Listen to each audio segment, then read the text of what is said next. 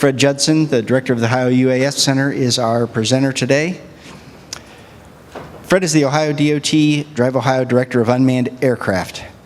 He has more than 24 years experience in Ohio DOT specializing in geospatial technologies. He has spent the last 6 years in the research and implementation of unmanned aerial systems in ODOT and for the state of Ohio. During this time, Fred has led several efforts pushing technological advances in the fields of UAS and geospatial technologies. Through his leadership, Fred has coordinated several activities with local, state, and federal resources with supporting advanced aviation activities and geospatial data collection. Fred is a standing member in several committees, including Access Ohio 2045, Ohio DOT Statewide Planning and Research Review Committee, Ohio Federal Research Network's Technical Advisory Committee, and the Government Advocacy Subcommittee for the Ohio Aerospace and Aviation Technology Committee, and continues to participate as an expert in geospatial technologies and UAS for both local and national levels. Everyone, Fred Judson. Thank you. Does anybody else hate wading through your own bio? I should just do 2 bullet points and just be done. I titled it Advanced Aviation Technologies, which might be a little bit different than everybody's probably expecting drones in there. But as I get towards the end, you'll see about the new technologies that we're working with for the state of Ohio. But before I start, I do have to send out some acknowledgments. First to Charles and his team. Everything that I'm going to present today, it has happened because of support from IT. And I wanted to make sure that we recognize that and really appreciate you guys' support. And I'm sorry for all the weird requests that we've made over the years, but when you deal with this kind of new stuff, it always presents problems. Secondly, I am going to call out Lisa Wires in the audience. And I would call out Hiram Crabtree too, but they're not here. Hiram's not here, so I have to yell at him for that. But the start of the unmanned aircraft did happen in District 2, and it wouldn't have been possible without Lisa and Hiram and their staff supporting me there as well. With that, then I want to do one more acknowledgement to my team who's here, Jordan, Rich, Dave, and Jamie. If you guys would stand up so everybody can see you, please. Give them a round of applause. Again, I think their hardest job is actually managing me. So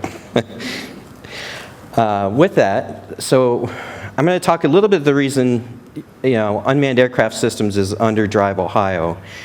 When we start talking drones really, it's a horrible term to be used, but it really is more trying to describe a level of autonomy is a generalized term for drones. And you guys have probably seen the levels of automation. When we start at 0 and we go all the way up to 5, which is fully autonomous, that means that a human's not interacting with the aircraft or vehicle at all. It's actually performing its own functions and thinking for itself. We do, however, have this one. I'm trying out this new pointer. It's kind of cool. This one right here, that is our only level 4 autonomous aircraft that we have, but it is very cool. It was a startup from MIT last year. This one acts just like the Teslas do out in the parking lot. It has vision sensors all the way around the edges and top and bottom, and then it predicts a path of how it's going to fly. So it knows people and it knows vehicles, and it attaches itself. You tell it, I want to attach to this person. So it knows what a person looks like, and it matches the colors of your clothing, but it knows your front, your back, and your sides. So you can tell it, I want you to lead or I want you to follow. So once you attach it to a person, basically you're done flying that aircraft. It's doing everything on its own. So you can start walking, and it's going to predict a path of where it's going to fly, keeping you in frame the whole time, and knowing front and back, so it can lead or follow you. And then if you tell it to lead, it'll stay in front of you. You turn, it'll turn with you and keep you in frame. This is really the coolest technology, and thank God it's not from the Chinese. It's actually a U.S. company. So the UAS Center has two basic arms. So we have operations, and I'm going to touch on that, but this is advanced aircraft technologies, and so I'm going to spend more time on our second arm, which is Fly Ohio. So the first, I'll start out with operations, and then we'll move into the Fly Ohio, where we're really tying ourselves into the new advanced aircraft technologies. So what ties us to the Department of Transportation, I get asked this question a lot, and I feel the need I need to explain to everybody what we do and how we do it.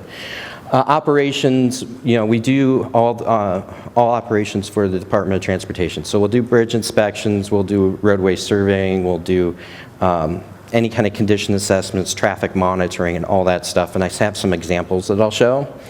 But then when we get into the other side, we care about offering either enhanced modes or new modes of transportation that have not been there before. So I'm talking movement of people and packages, and that's really what the Fly Ohio piece is. Now, we don't actually transport packages ourselves, and we don't transport people ourselves, but we provide the infrastructure, which I'll get into, to allow people to, or companies or universities to do that. And overall, we want to improve the efficiency of our roadway through advanced data collection, and then also reduce the demand on the roadway, because once we start doing people and package movement in the lower altitude airspaces, that's going to not only offer additional resiliency to our transportation network, but also enhanced modes of new travel. But it really comes down to that last point, which, when we get into Fly Ohio, enabling the lower altitude airspace. That right now is the least used but most valuable piece of airspace that has not been utilized, and that's what we're working with the FAA and trying to do, and preparing Ohio for these new modes. So just an overview of some of our major projects, and I'm going to touch on these later on in the presentation. But we do Ohio UAS Operations. Now, I did put Ohio in here because we are also a shared service. So we'll do operations not only for ODOT, but we'll also do them for Ohio EMA, the Ohio National Guard, Department of Agriculture, EPA, ODNR, and all those others. Actually, we have some really cool examples of ODNR stuff. Have you guys had a chance to go up to the demo room yet? Can I see a show of hands who has been up to the demo room? No? Nobody? Nobody's been up to the demo room. Okay. Well, we have a demo room upstairs, and so when we start talking about these data collection activities, I encourage you to go up there. We have a lot of our aircraft up there, or examples of our aircraft. And then my team's up there too, who are experts in operations and data processing. So some of the things that I'm going to show you in the next slides, if you want to get into the real good details, go see my team upstairs. They are the experts, and I am not. So this is a breakout of support for the Department of Transportation and what we do, and these are percentages. We typically, well, as of this year, I'm going to call out Dave. Dave, how many operations have we had so far? A roundabout figure. How much? 239 so far for the year, which is a lot bigger advance than what we've had in previous years. But the demand is there, and we see that. So we're trying to meet all those demands for just the Department of Transportation. Once we start getting into some of the other agencies, there's a lot more, especially EMA. So we're trying to figure out that piece too. This is an example of some of the aircraft that we have. And these are the, I don't know if I like this pointer or not, but so on this side are our operations, and then the other side is the aircraft that we have. And so the one key point about drones or small unmanned aircraft for data collection, there's not a perfect tool out there for everything. They all have their problems, and they all fit certain business needs. And the hard part is when you're performing operations, is trying to understand what answer it is we're trying to or what question it is we're trying to answer, and then match that tool to that problem. And the best example is that soccer ball thing here. That is by far the hardest aircraft for us to fly, but also the safest aircraft to fly, if that makes any sense, because of the soccer ball shape around it. But what that one is good at doing, it's horrible at flying, but it's good at getting up close to stuff. So we can actually bounce this thing into a wall or on top of a bridge beam and look down on a flange, and then run it along that flange and do an inspection of the weldings on the flange, or look for rusting.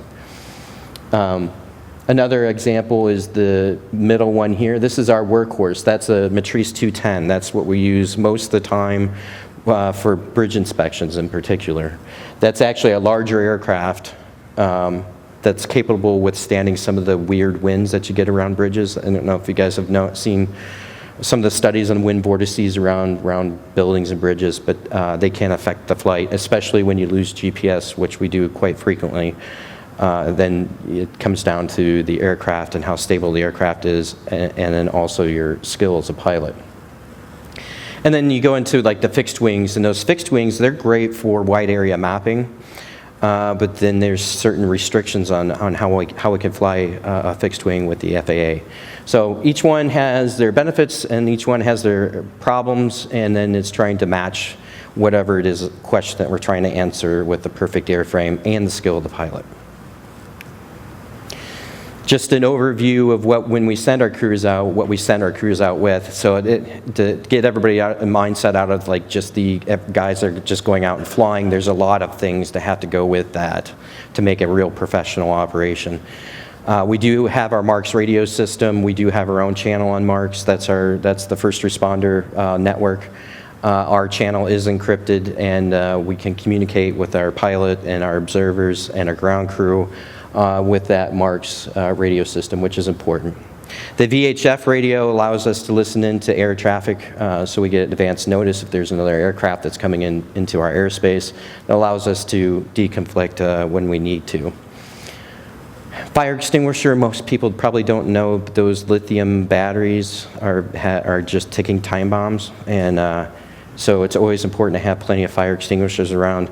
And when you have, right now we have 18 aircraft in our inventory, and when you have 18 aircraft, you basically times that by 10, and that's how many batteries we have, and each one is a ticking time bomb, which is a great concern for us. So fire extinguishers are important. It's important for us to notify the public. That's what you see, that drone inspection sign. What we finally, because there's always a question: do you alert the public when you're up in the air so that they're distracted while they're driving, trying to look for it, or do you not tell them and then they happen to see it and then it gets distracted? So our final conclusion with that is that we don't want any surprises. We want to inform, and then that information and how they act on that information is now up to them. So that's the reason for us notifying the public when we go out to perform operations. Of course, cell phones, which everybody already knows, first aid kits. I don't know if anybody's ever seen lacerations from one of those blades, but they are pretty gruesome. So it's important to have the first aid kit, and then we always have our ODOT PPE gear. But the best option, or the hardest thing to do, you can have all that stuff, but the policies and procedures are key to a standard flight operation. We have to look at the airspace. We have to figure out what the question is we're trying to answer. We have privacy policies that we have to follow, records retentions depending on who we're doing it for, and then consistency to maintain a safe operation is key. So all those are probably the hardest part, especially when you feel like you just go out to an area and throw the aircraft up and then do what you need to do and get it back. But that's not the right way of doing things for an operation. And so one of the questions that we have So, this is the data collection piece I'm still talking about. So the next few slides will be on that. But a lot of what we do is a lot of work we do is bridge inspections, and this is really what we're trying to augment. Now we know we can't replace because certain requirements that the Federal Highways has on how you do bridge inspections. But what you don't see, is everybody familiar with what the snooper truck is? That there's an actual truck on top that's got a big arm. So it takes a crew of around five people. There's usually 2 in the bucket and then 3 up top doing traffic control. So we do traffic control up top, and then this truck then has that big arm, and as you're doing an inspection, it's driving along that bridge. And then the inspectors are looking underneath the bridge. What we're finding is that in certain situations, the aircraft works as an augmented service. It doesn't replace the need for this, but it does augment some of the need for this. So we can send a crew out of 1 or 2 people to perform an operation and not have to impact the traveling public at the top. So we not only can we do it more efficiently, but we can also do it more safely. As far as in certain situations. Again, it's not the perfect tool for everything. But in this one, it's interesting because you see there's actually 3 people in this bucket, but there's a camera guy filming him from a drone, which is kind of cool. Yep. So this is just a plot of operations that we've done in the last 3 years. In Ohio, so we're all over Ohio. So we're not just located in one area, but we do operations all over and continue to do operations all over Ohio. All right, so one of the shared services is an example of a shared service. So this is ODNR that we just started working with. This is a picture of mapping of the Earth's magnetic field. And one of the problems that the ODNR has is being able to locate buried wellheads. Buried wellheads can cause problems. They can cause leaks into the existing water supply, or they could catch fire and burn for years if in some instances. So what we're able to do is we're able to, and we have an example of that aircraft up in our demo room. And it's actually a larger aircraft that I didn't have a picture of because it is newer, so I have to update that slide. But it hangs this magnetometer at the bottom of the aircraft, and then we're able to map the Earth's magnetic field to find those buried wellheads for ODNR, which is pretty cool. But we're able to provide a level of efficiency that has never been there. So like that spot, you go over here, and that's that spot, which is a known spot, but some of them aren't as easy to see. So that provides a level of efficiency that hasn't been there, because what they used to do is they used to take metal detectors and try to walk all those acres. Instead of them walking, we just fly an aircraft, what takes minutes replaces hours of work that they used to do. Another example too, this is a salt shed that we flew. Actually, not only did we fly the outside, but we flew the inside. This is actually linked to a 3-dimensional viewer that we have out there that's on the web. I'm kind of afraid to, can you click on that picture and maybe bring that up? I don't know if it'll work or not. And it needs to open in Chrome. So what we have built with the University of Cincinnati is what we call a common operating platform. And what that does is enables us to take a series of pictures and push it to this central location, and it does processing and produces a orthomosaic and 3-dimensional view of what you're looking at. And I know Jamie's going to beat me up because he actually did a lot of manual processing on this, and it wasn't automatic with the common operating platform. But that being said, if you guys get a copy of this presentation, it is a link that's out there to our internal servers that'll pull up a 3-dimensional viewer. Then you can actually see around this entire building. And then, then the inside, that's the salt piles on the inside. And then that's also got a link to the 3-dimensional viewer, and you'd be able to rotate yourself around that. I probably should have just included a video, but But the links are there if you guys get a copy of the presentations. I don't know how many people saw me last year. This is actually the same graphic last year.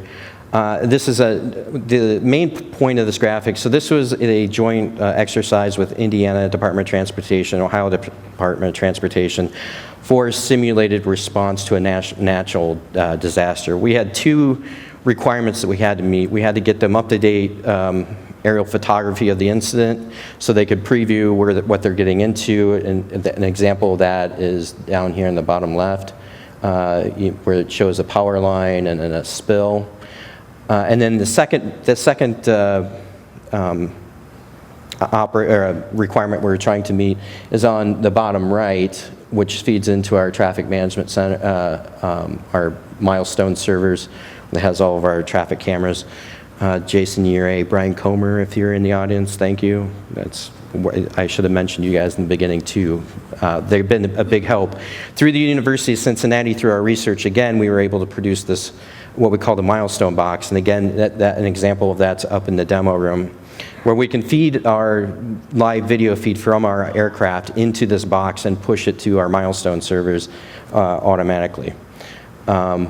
And there's so much interest in that. Now we've got actually the State Patrol and the Ohio National Guard are both using them when they respond to incidences. But what that did at this event is provide a live view to our management while we were in Indiana, a live view. Some of the other things we did, like I told you again, an example of a shared service. We were called out for the tornado response 2 months ago from EMA, and District 7 and 8 to respond and get up-to-date aerial photography of the tornado damage. And then we also, there's a really great video, again, up in the demo room. I encourage you guys to go up there. This is actually, the landslide is happening while we're up videoing it. It's a pretty cool video. So that's our data collection side. There's a lot there. I mean, operations is a main part of what we do for the Department of Transportation, and there's a lot of cool examples of how we meet business needs within the department. And again, examples of that are upstairs. So I'm going to get into Fly Ohio. And so for the first time this year, I think we've bridged all the major research and aviation organizations in the state.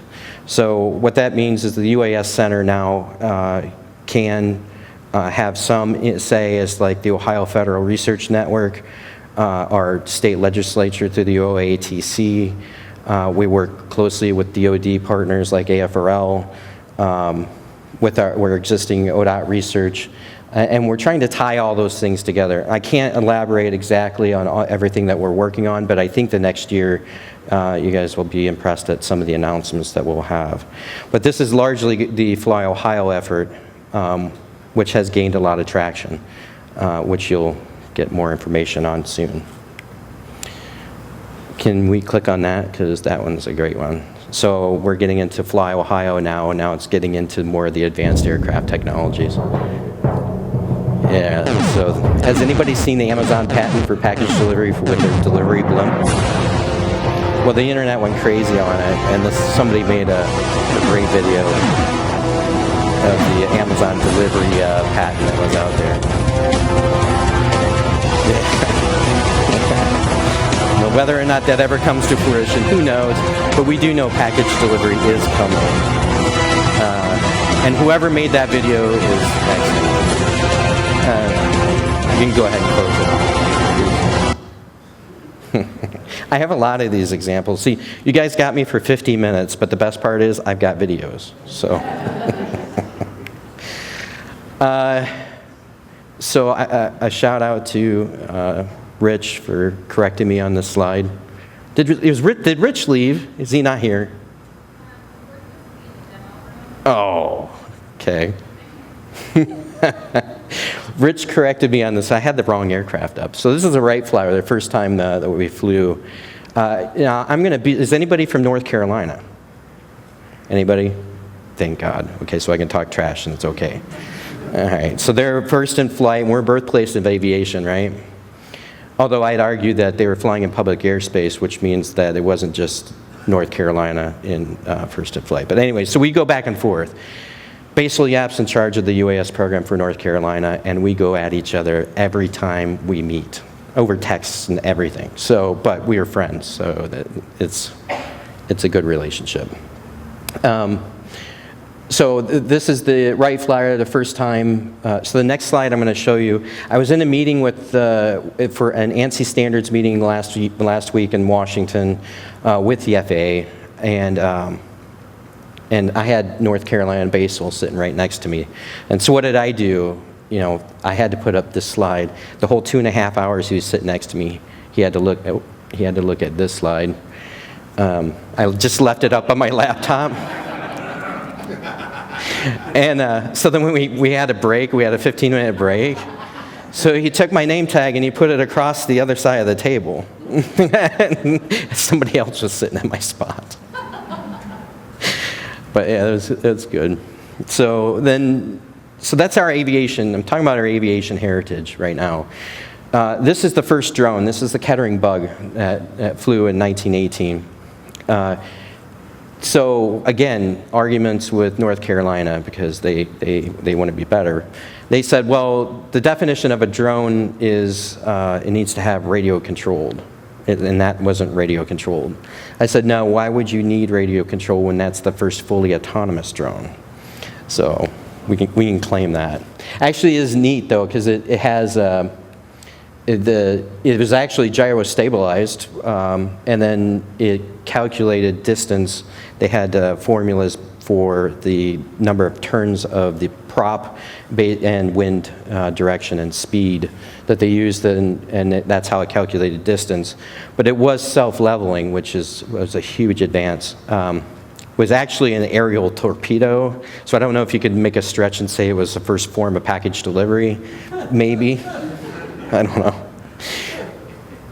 But what that did is it spawned a bunch. So after the first flight, all these different entrepreneurs and scientists and stuff started trying to break the same code that the Wright brothers did, because everybody saw what kind of entrepreneurship that was out there with this new aerial technology. So what I do want to point out is this one here was a very early form of package delivery. We actually have unmanned aircraft that look like this and launch like that.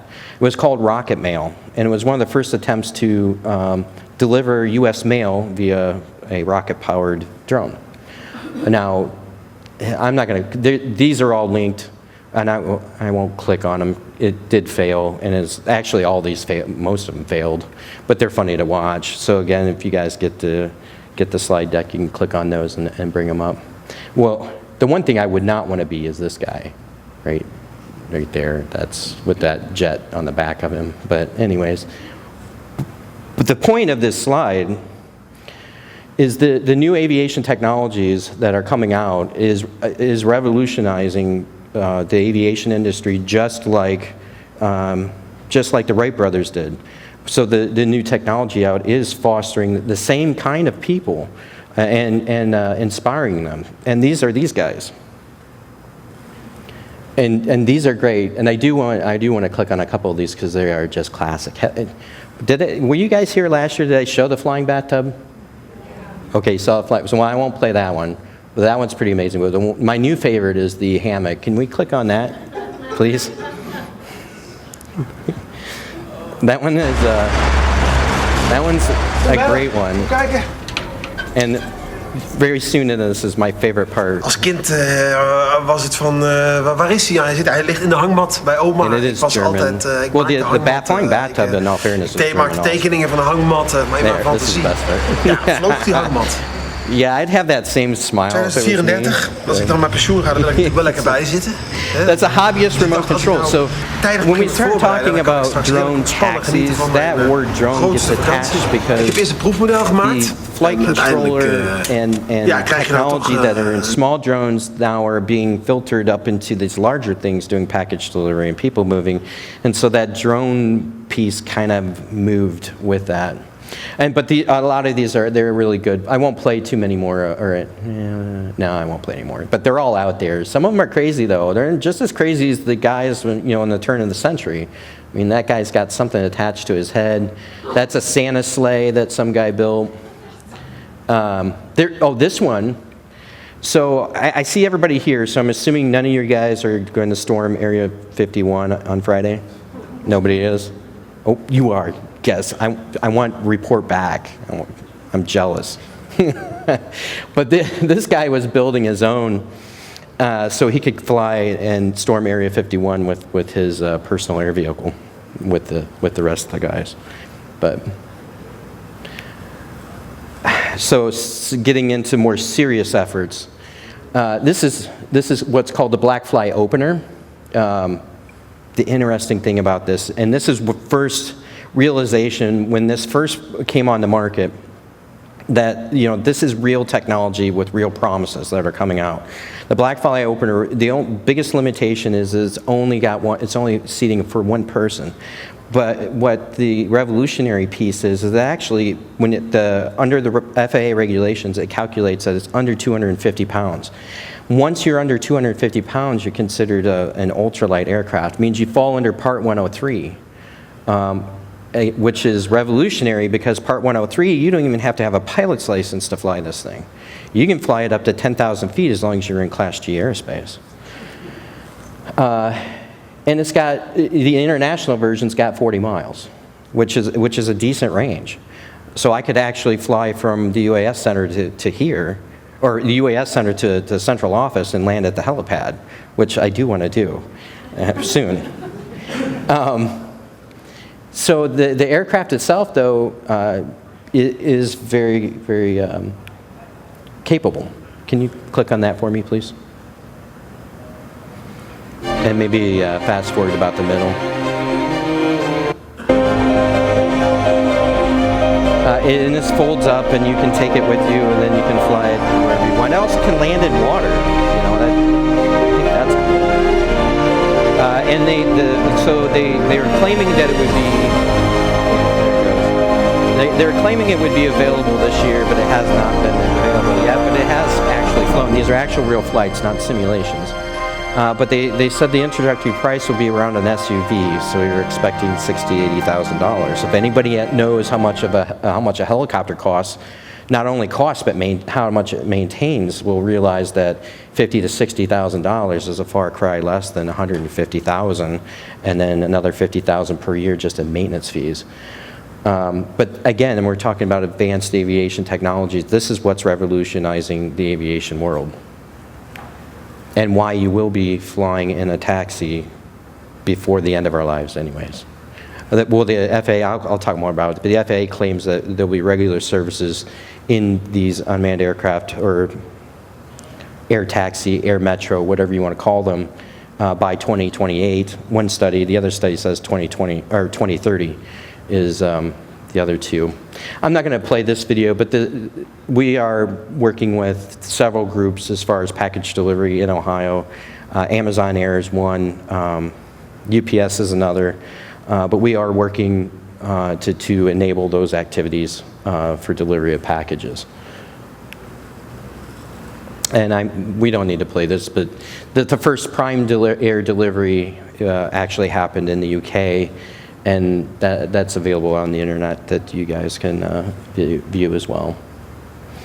Another great example, this is the Lilium jet, but this is actually a heavier aircraft. So is anybody familiar with Uber Elevate or Uber Air, the concept that Uber has out there for moving people in that lower altitude airspace? So the Uber's got some requirements out there that all these manufacturers are trying to meet. Basically, we're looking at a 5-seater aircraft with the option of a pilot because of the existing regulations, with a 60-mile range. So Uber's really pushing the industry. Them themselves, they're not aircraft manufacturers, but they've tasked the different manufacturers out there to meet these requirements. One hard requirement, which you guys will probably like, is the requirement that they have to charge a battery within 5 minutes. So you have to have a 60-mile range of an aircraft, and you have to charge the battery in 5 minutes. And one of the things I thought was pretty cool is that they've developed this huge charger. I mean, this thing's like this big around, actually so big that it has to be drawn into the aircraft mechanically.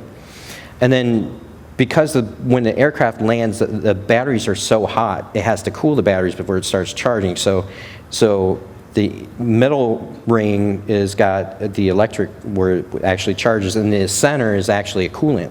So it circulates a coolant through to super cool the batteries, and then it does a super fast charge, and then while it's charging, it's continuously cooling the batteries because charging itself will also introduce that heat component. So companies like Jet, they're trying to meet those requirements so they can be included in like the Uber Air concept.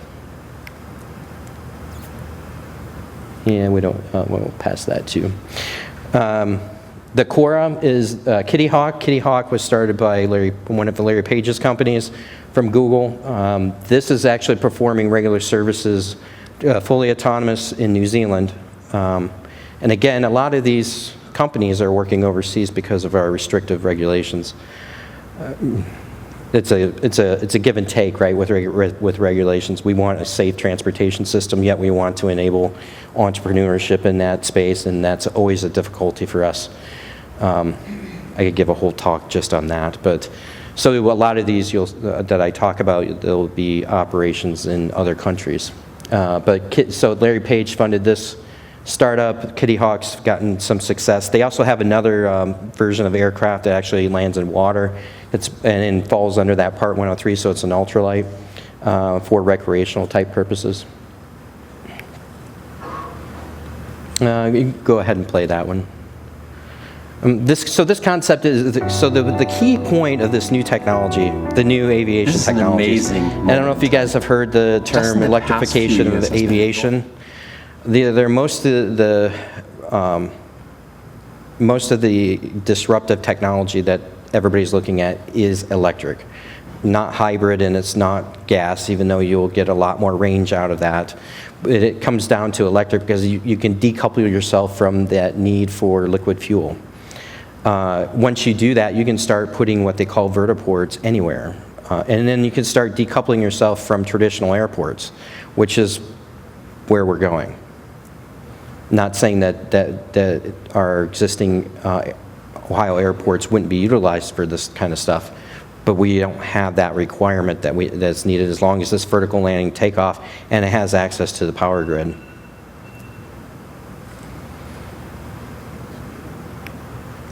Oh, you can go ahead and that's the Quora.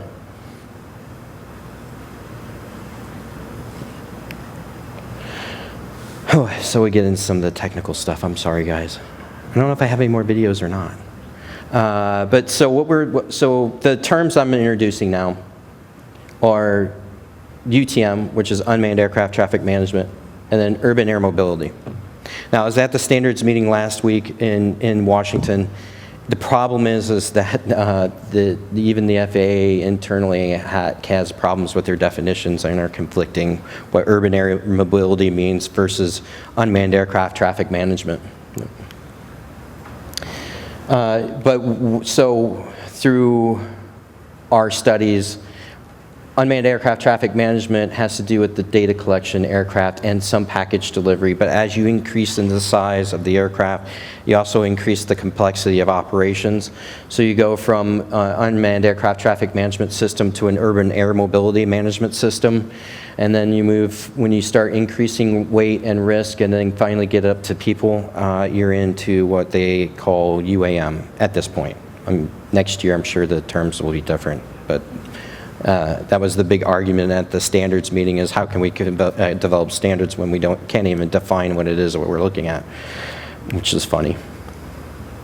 So what we are doing in Ohio to enable these activities. Has everybody here heard of SkyVision, our asset that we have at the Springfield Airport? SkyVision? Anybody? Well, nobody else in SkyVision. Really? Dang it. Okay. So I'll explain SkyVision. So when we get into small data collection drones, we get into that Part 107, which is the enabling regulations for small unmanned aircraft. As you increase, you get into unmanned aircraft traffic management, where we can start doing beyond line of sight operations. The SkyVision asset that the Department of Transportation owns and operates for enabling that lower altitude airspace for beyond line of sight operations of aircraft is located at the Springfield Airport. I'm going to go into more detail in the next slides. And then we get up into package delivery, which is still falls under the UTM, and then urban air mobility and full airspace integration. And then we got all of our regulations that I won't bore you guys with, but it's getting complicated, but we are getting there. Yeah, the FAA is moving faster than they ever have before. If they're going to move fast enough for us to beat the Chinese, I'm not sure, but we're working on it. But really, when it comes down to, you know, as far as Ohio and our aviation legacies, we really want to make sure that we maintain our leadership in the new aviation technologies. And what's happening in the aviation industry is really what happened in the beginning of the drone industry. Because the concept, to build your concept model is so cheap. I only have 5 minutes left, Jesus Christ. All right. Yeah. To enter into this concept stage to funding and then production, the concept's so cheap that we're getting all these startups are coming into the new startups, not Bell. I mean, Bell's into this, don't get me wrong, all the major aircraft manufacturers are, but we're getting into an era where it's easy for startups to come into this with like no other time before. So this is an example of Airbus. So this is more of like a startup inside of Airbus that's building this all-electric aircraft. And what they're doing is they get their scale model, and then they have their proof of concept, and then they get their funding, and then they finally go into full production, full-scale testing, which is something that's, again, although this is an example of Airbus, and Airbus is a big company, they're actually a startup in Airbus, but now that video on the bottom left is the full operation of a full-scale model of what they plan on doing, again, trying to meet those requirements like Uber has out there. But that's what we're trying to enable in Ohio, and I have a lot of stuff, but I'll just stop at this slide. So just to mention, our SkyVision asset manages the altitudes between 1,000 foot above ground level to 10,000 feet in the air. And we do flights of aircraft, whether that's organ delivery, long linear inspection, or, well, hopefully soon the movement of people as well. And we're able to provide a service that nobody else is able to provide, where we can actually do testing and research and development. Again, what we do is operate infrastructure to enable that activity. We've got our 33 Smart Mobility Corridor, and I know Nick's going to talk a lot about that tomorrow. But our Smart Mobility Corridor is our UTM project, or Unmanned Aircraft Traffic Management Project, and there's a lot of exciting things happening there. Where we're operating aircraft up to 2,000 feet and integrating that with manned aircraft. And then our proposed overall Ohio vision is building this corridor from Cincinnati to Cleveland that'll enable like the FedExes, the UPSs, the Amazons, and we're working with a medical delivery company called Vertex for the delivery of kidneys along that corridor as well. So some real exciting use cases, but when we start getting into medical delivery, I don't think there's a more important use case. If you guys ever get a chance to listen to Vertex talk about how they can help save lives by enabling automated transport of organs in the air, it's a pretty exciting talk, and I encourage you guys, if you ever get a chance to listen to them, I would do so if you have a chance. So I'm going to stop there. There's a ton of other slides, and I obviously did a poor job of like planning. There's a lot of good information in here. I did at the end also put that SkyVision and some of the announcements. But at the end, yeah, too many slides, right? There are a ton of references. So anybody who thinks this is interesting, you know, some of them are several hundred pages, actually get into that stuff. I don't know if you would or not, but if you do, these are links, and they're all in the PowerPoint. There's Uber Elevate and a bunch of other stuff, but I'll take questions. You guys have questions? No questions? What? How would you get on board if you're What's that? How would you get on board part of the system if you're having a department As far as data collection activities? As far as doing work within the Department of Transportation, is that what you're asking? So we are working with our executive leadership on what we're called drone deployment program. Right now we're targeting select individuals. The hard part is for us is to maintain safety of operations, to make sure that the person operating has the skill level needed for whatever it is they're trying to do. And then we have the aircraft available for them to check out.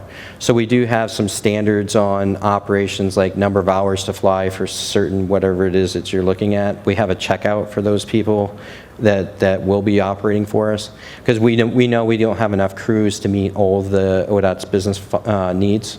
So we are reaching out to people at this point, but we're doing that through the direction from our executive leadership and our department personnel.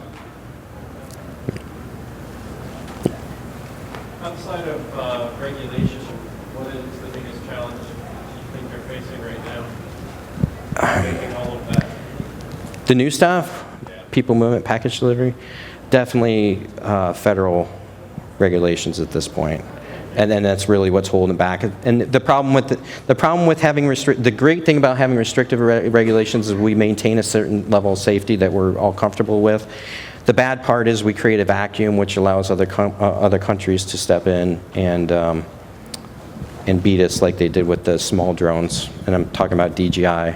So look at what happened originally commercial operations were prohibited for a long time from the FAA for unmanned aircraft, which opened up that vacuum that DJI was able to build their business case to the point where,